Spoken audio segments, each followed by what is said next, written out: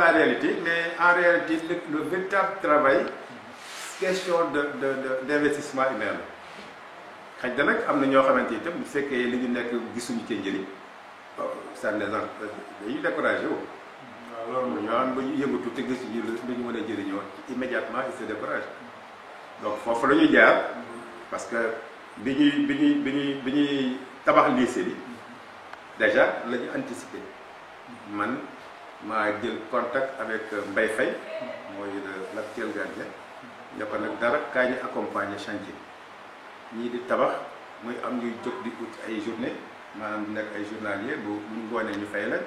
Mbaye Faye ànd ak man du ñaari 15 yi gën ñu sa jox ci dara mais dañu amoon suñu engagement pour liggéey. am na sax ñu doon lakk seen bàmmeel naa ñi day tax ñu ciy sonni nii dañ leen di jox dara. am nañ ci donc garab ya nga gis lycée. à part guy ya ak peut-être bon sump ya daaneel nañu ko. guy ya daal moom laa fa gis loo xamante ne moom lañ fa def lu ñuul mais garab boo fa gis Mbaye Faye ak gas pax ma ñu ko samp man nii ma indi garab yi jàpp ñu samp ko ñu wëlbati ko du ko arrosé ba gis nga nag lycée ba meloon malheureusement avec la pénurie d'eau effectivement comme foofu nga jóg noonu muy pénurie d'eau bi gis nañu instant bi lycée bi amul ndox xam nga place publique boo xam ne amul ndox moom forcément yéen ñi nga xam te ne yeneen association des parents d'élèves yi jël nañ ci xaar ñu bëggoon xam rek yéen jéego ngeen ko def. jéego yi bari na parce que lycée bi ñàkkum ndoxam sax du woon tey loolu lañu temps yoo xamante ne on avait des problèmes avec le réseau parce que bi gars yi tabax tali bi jëm Tivaouane El Massa bi gars yi dañoo jël tali bi teg ko ci kaw raccord kii bi canalisation bi alors bi ñu demee ba war a xëcc ndox pour yóbbu ko au niveau du lycée on avait toutes les difficultés du monde ñu daal di wëlbatiku dem ba Kër Thiaf on a dépensé un montant de 750 000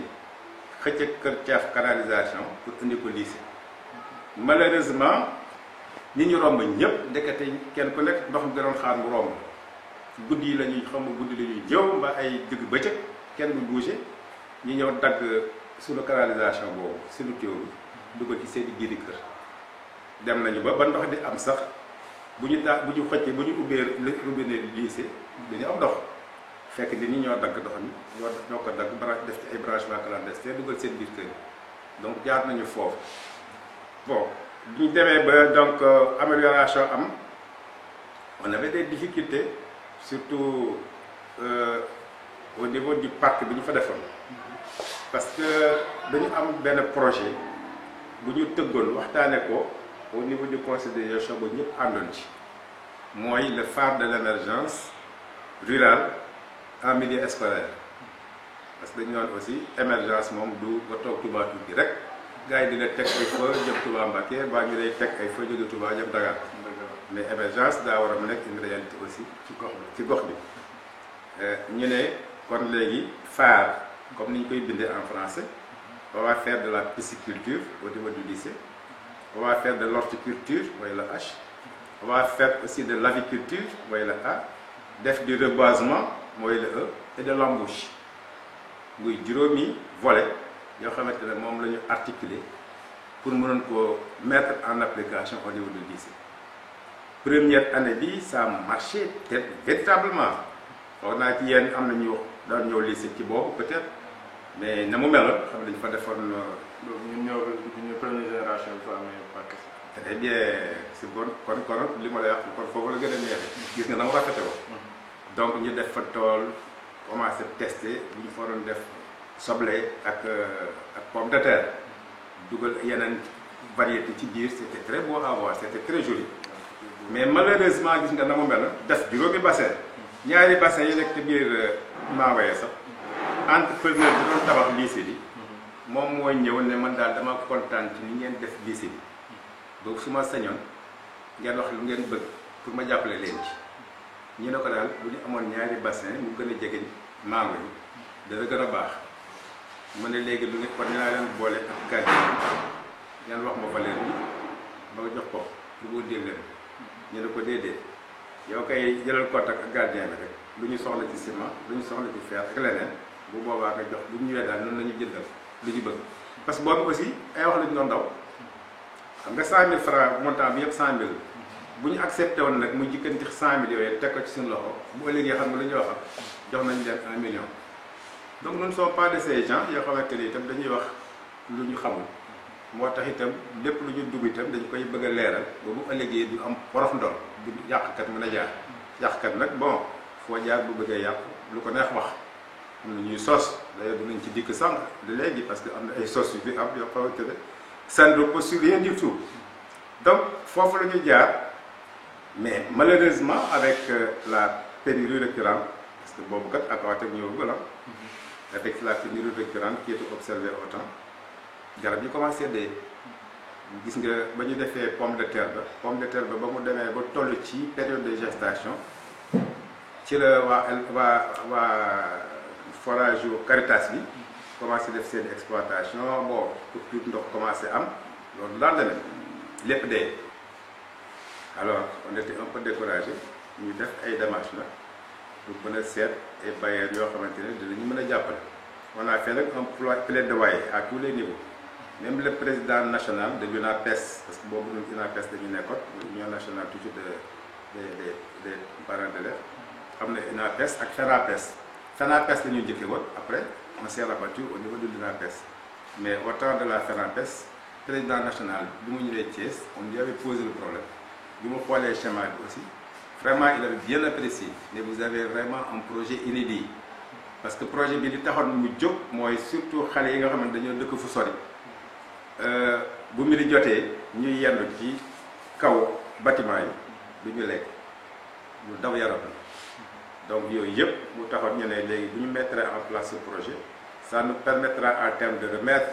la cantine en marche mais ñun ñooy produire li nga xamante ne moom la ñuy utiliser ci cantine en poisson en pomme de terre et en oignon ainsi de suite loolu moo taxoon ñu mettre en place ce projet te yaakaar naa ne aussi bés bu ñu doon bàyyi APE bi aussi keneen ku ñëw fu ñu tegoon suñu tànk te ngay teg rek continuer parce que aussi c'est un projet de société boo xamante ne képp kuy liggéey pour la progéniture yore ay responsabilité war ngaa tënk loo xamante ne nag bu ëllëgee bu sottee doon njëriñu askan bi. voilà gis nañu loolu moom rafet na aussi léegi dañuy ñëw benn question boo xamante ne mën naa ne c'est une question d'actualité ndax tey dañ ne élèves yu bëri tey on les exclut de l'école par des raisons yoo xamante ne ni kenn xamu ko wala c'est un peu c'est trop sévère dañ leen di dàq école mën nañ leen a pousser sax ñu bàyyi njàng wala ñu dem ci privé bi wala ñu def feneen fi ñu dem loo xamante ne mën na leen pousser sax ñu bàyyi njàng comme ni ñu ko waxee est-ce que parents d'élèves yi jox nañ ci loolu ba nga xamante ne ni conditions yooyu ñuy dàq élèves yi ñu clarifier ko. ah oui sincèrement saa wu ñu dàqee élève boo ko gëstoo rek ci élève ba tax la tax ñu dàq élève ci élève ba dëgg parce que bu ñu nee benn yoon nga am droit redoubler ci premier cycle boo redoubler benn yoon boo redoubler waatee yoon da lay dàq. mais il y a des élèves qui disent que am na ñoom te ne nii seconde ba terminale benn yoon lañ ci redoubler ñu dàq leen parce que loolu noonu c'est avéré. il y a aussi un problème de niveau pour la moyenne ñi def bac am na moyenne yoo xamante ne léegi boo ko defee boo ko amee au niveau du bac les gars yi aussi dañ lay recaler pour un certain nombre d'années donc il y a des réformes yoo xamante ne itam éducation nationale moo ko imposé les parents d'élèves se sont battus mais la volonté de l'État aussi muy parents d'élèves muy nangam ak nangam di État am intention def am volonté réaliser ko sincèrement lu mu demee itam da koy def donc am na lu muy demee kay xanaa dañuy seet nu muy gën a woyofe ci nit ñi comme par exemple je te donne un exemple tey bu fekkente ne par exemple def nga entrée en dëggal ñëw nga classe de troisième def bac def brevet du moins yàlla def amuloo moyen donc loolu aussi ba école nekkee ba tey aussi mënu fay jóg am na ci ay conditions yoo xamante ni itam boo ko remplirul yoon daf lay daal mais bari na ci loo xamante ne itam bu fekkee élève bi dafa sentir ne dañ koo léser mais s'il recourt à l'association des parents d'élèves dañuy jóg ànd ak ñoom bon on a eu à régler des cas à partir de Thiès directement avec l'inspecteur académique mais boobu du woon tey parce que tey li am ci lycée bi je peux dire kii di proviseur kii di censeur daanaka ñoom ñëpp noonu li ñu préoccupé moo leen préoccupé am na ci loo xamante ne du ñu ko xaar ci ñun en toute sincérité am na ay exactions yoo xamante ne ñun itam séntu wuñu ko ci ñoom mais c'est par mégarde dara am loo xamante ne itam élèves bi sentir na leen yii kat nii lañ ko doon doxale à chaque fois qu'ils se sont adressés à nous avons plaidé leur cause parce que bu ñu demoon tey ba nga xamante itam dañoo bëgg a atteel ñàkkal au niveau du lycée comme je vous l'ai dit tantôt nous sommes affiliés à la coordination des associations de parents d'élèves saa bu ñu bëggee dem gis inspecteur man su ma xëyee woon fii bu ma demee Thiès balaa du ma toog salle d'attente 30 minutes ka ma fa fekk bu génnee damay dugg toog ak inspecteur ne ko lii am na léegi-léegi lii am na fi ay cas sociaux yoo xam ne noonu lañu ko réglé parce que bu fekkee élève bi papaam dafa gaañu ba yaayam dafa gaañu même bu ñu ko dàqee ci système bi au niveau du lycée il a la possibilité d'aller rejoindre l'école privée mais su ñefee ba déwén mu am moyenne avec le bulletin de décès de son père et la moyenne de l'année écoulée bu ñu demee bind lettre d'accompagnement boole ko ci dem ci inspecteur pour des raisons sociales dañu koy réintégrer au niveau du lycée des cas du genre aussi réglé nañ ko ci loolu jeex dara na fi yeneen yi nag am na ci détails yoo xamante ne peut-être bon si il faut qu'on apprécie mais toog fa ko toog itam naa way dañ maa lii dañ maa la kooku ñun daal ñu gisee ñi nekk ci lycée bi tey lii suñu soxla mooy seen soxla en toute sincérité on travaille la main dans la main et vraiment dañ leen sant bu baax a baax te itam ça se voit aussi pour le taux de réussite. macha allah sant yàlla rek. léegi dañuy jàll fi nga xam te ne nii moo di ci ndox mi mën nañ ko tuddee noonu. parce que day loo xam te ne nii mën naa ne dafa lëmbee Touba ba région de Thiès ba Diourbel gis nañ ñu ne kon nga délégué ñu bëggoon xam rek sa xalaat ci wàllu woowu noonu. très bien xam nga loo bokk lu nekk am nga droit nag wax ca. baa nga jëf ca. moo tax ce problème ce débat a été posé au niveau de Touba Toul ci kanam. bi ñu ko posé aussi nga leeral xale yi. parce que moi je fais partie de cela qui exige à ce que la réduction des comptes se fasse nit ki bu ñu la joxee alal war ngaa wax nit ñi nan nga saytoo alal jooju mais je ne peux pas comprendre nga yore un poste aussi important toog fa lu mat 30 ans xëy naa mosuma laal xaalis donc ñi waxoon loolu parce que ñun ñoo leen duutoon baaram ne diw fi nekkoon bu fekkee xale yi xamuñu kan moo doon trésorier bu ñu ma interpellé dinaa leen diw fi nekkoon comme trésorier. Effectivement, le trésorier du comité de gestion du forage a été inamovible depuis la création de la mise en marche du forage jusqu'à présent. Musul changé. Ben trésorier bi mu am waaw kooku ba taxawee ci kanamu askan wi naa musuma laal xaalis loolu aussi tey na xel parce que on n'attaque pas un individu, on attaque des principes. bu la neexee nag mu metti ci yow laal sa xol nga wax lu la neex bon ça n'engage que toi mais ñun daal li ñu engagé mooy lépp lu ñu yaakaar ne war naa mën a génne Touba Toul ci difficulté yi on est prêt à se battre dans cette mouvance là leneen intéressé wu ñu ay yeneen wax yi ñu wax ci centrale d'achat bon ça c'est hors sujet centrale d'achat ne nous intéresse pas mais bu ñu ko ci dugalee aussi ñu leeral ko nit ñi bu ci dugaloon duñu ko wax mais na mu demee xam nañu ko. te foofu aussi gis nga papier bii man su ma bëggoon lu ñaaw dama ko publier ba ma delluwaat ko fa mu ko yóbboon c'est ce qu'on appelle c'est une note d'information léegi nii c'est une note d'information que je garde par dévernement xanaa ne juste assise ku garde signature du président Senghor signature du président Abdou Diouf donc vraiment yéen ñi jaaxalul tout ça c'est des archives man jën du ma sànni kayit du ma détruire tout ça c'est des documents te fu ñu neex mën nañu ko fay yóbbu mais duñ ko def parce que xam na nu muy demee itam nit ki war na am lu mën a garder for de weer bi ngir njabootam ngir ay doomam parce que yéen ñii xamante wuñu mais seen i bàyyi ñëpp ñoo naan ànd ruus naa wax fii loo xamante ne bu ko seen bàyyi déggee nag cib mbaa ma wax def ko bu ëllëgee ngeen comprendre ne cib loolu nag yàlla dimbali nañu Faye mii day bàyyam Abdou Faye ñoo nekkoon ci amical des jeunes di ñefe ba doon koo xamante itam wóor na ma ne bu ngeen ko tàllaloon micro mu mën a am lu mu wax di mën na ay nit ba tàyyi nag moom itam di Badou Gueye mi ma leen wax di ku mel ni Issa cette première génération de cadres nga xamante ne ñoo fi nekkoon ba dara dul dara nag ñu rutunaat dajee xale yi ñu daje Dakar continuer suñu solidarité ñun ñu doon ànd boobu ba jonni tey ji ay xarit la Issa jabaram léegi la fi jógee Yacine Faye dafa doom la bon muy Badou Gueye man de tout le temps sax Abdou Thiaw ñooy yendul sàmm ay ñoom Aliou Faye bu ñu gisante woon tey ku ne bëgg for sa morom won donc ñun loolu la ñu xam solidarité boobu ñu amoon nag suñu biir moom la ñuy ñaan bu dellu soit ci biir njaboot ñu bon ma fille presque aussi sama cadette elle a soutenu sa thèse il y a quelques jours donc yëpp cant ak cant la te ñu ngi continuer ci loolu mais daal pour affaire ndox bi yaakaar naa ne bu ñu bëggoon dimbali boo gisee waa Réfane mën lu ñu mënul mbaa ñoom ñu am lu ñu amul c'est parce que ils ont eu une très bonne gestion mais ñun suñu gestion bu fekkee c'est une gestion nébuleuse mais moom a gën a tey jegeñ engagé wu ci yenn yi parce que boo demee ba sa doom sol sa daal mu jot ko boo demee ba sa sët di am yenn niveau yi am na loo xamante sax waratu la bëgg bu ñu bëgg tubaatul nag peut-être moo ñu yëdde yenn coono yi mais pour le quoi de Aquatech ma day en tant qu'ancien délégué waxoon naa ci une rencontre avec le sous FMI ces institutions de Bretton Woods ñoom li leen gën a préoccupé mooy la privatisation de tous les secteurs marchands de notre économie buñ ko xamee duñ ko xamul bon peut-être nag day toll foo xamante ne day métti lool man Banque mondiale tax ma dem retraite anticipée ñoom ñoo tëj caisse de précaution xeex nañu bépp xeex boo gisee ma teg fii document yi fii mën naa la foot ay kayit yoo xamante ne booba may secrétaire général national.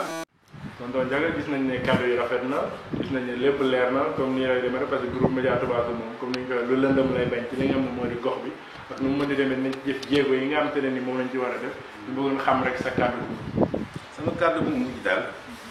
xanaa di leen ñaanal rek yàlla gën leen taxaw comme ni ma leen ko waxee ca commencement bi rek yàlla ngeen dem ba turu GMT ni mu waree àdduna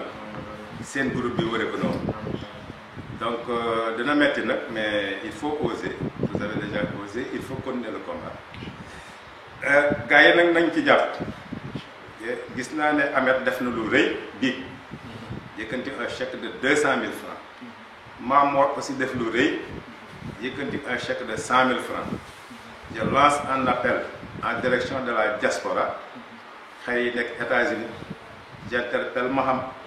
j'interpelle ku mel ni Issa Diouf Cheikh Abdou Mbaye Diakhao j'interpelle mes propres enfants Marème Léna Pape surtout aussi le doyen des Moudou des États-Unis des Moudou de Toubatoul aux États-Unis Cheikh Fall Diouf yow ñu ngi lay xaar nag ci nga jàpp ci groupe Média Toubatoul bii képp ku mosee ñëw États-Unis ca booba de yaa daal jël sa taxi jëlee si ko JFK baa nga jël ko à partir de LaGuardia yóbbu ko feneen ñu ngi lay gërëm mais ñu ngi lay namm nañu sa loxo jàppale xale yi nga xamante ne ñoom ñoo taxawal le groupe Média Toubatoul di lancer un appel ku mel ni Pape Diouf di nekk Italie la nekk ñoom xale yi Italie yëpp kenn ku ne la ci dugal loxo. di lancer un appel même nos ressortissants qui sont à Paris bari nañu fa nañ ci dugal seen loxo en tout cas war nañu mën a taxaw jàppale leen bu ngeen am waxuma la ay GMT comme stade bi mu toll nii pour taxawal télévision war naa mën a yomb lii Ahmed Dieye def daal bu ko ñëpp defee léegi Toubatoul dina soppeeku te itam c'est pas pour GMT vous en tant que personne non c'est pour la sensibilisation et la conscientisation des masses bi nga xamante ne moom ngeen di def parce que da ngeen di jàngale da ngeen di informer on dit l'information tue comme l'information peut sauver te yéen a ngi joxe information avec la limite de vos maigres moyens kon ku leen jàppale di nga def lu raw li ngeen di def lii daal c'est un appel que je lance en direction de tout le monde waa Toubatoul ñu nekk bitim réew mais waa Toubatoul yi nekk fii nañu topp aussi la trace de deux personnes yi ma cité di jàppale aussi warga Maam Jaara bon màggalu Poroxaat baa ngi ñëw yaakaar naa léegi képp kuy bëgg a naan ataaya di nga choisir jënd warga Maam Jaara parce que c'est votre sponsor officiel donc kooku aussi war nañu ko encourager jàppale ko ci liggéey bi nga xamante ne mu ngi koy def pour mën leen di appuyer di daal la ñu amoon lu ci lu rafet ah yàlla la mais moom laa doon sàkku bu dee lu ñaaw mbaa kenn gis ci boppam mbaa luy metti ku mu mën doon maa ngi koy jégalu mais daal defar tubaatul moom rek ñu mës a intéressé soo gisee ma wane lii c'est pour vous dire que ça ne date pas d'aujourd'hui te nag ñi ñu daan àndal démb ak bërki dem ñu ngi fi mais dafa am ñoo xamante ne xëy na seede lu bon dañu gën a mën ni seede lu baax mais les archives ça ne ment pas les photos ça ne ment pas te mën naa la ci woon fii j'ai toutes mes archives depuis 1980 et quelques amul dara lu ma détruire toutes mes archives sont là. Pourquoi? Parce que c'est ce que ça représente des archives. Wax naa leen ko j'ai fait 3 mois de stage ku mel ni Talla Faye notamment ki koy lancé en appel Talla Faye qui est au Canada moom fekk na ma direction des archives nationales ba tey donc sama doom bien que moom mag ci âge bi mais fépp fu ma sa nekk te fekk na ma archive nationale boobu ma lay wax Talla Faye de du ko wéeti mais def naa fa un séjour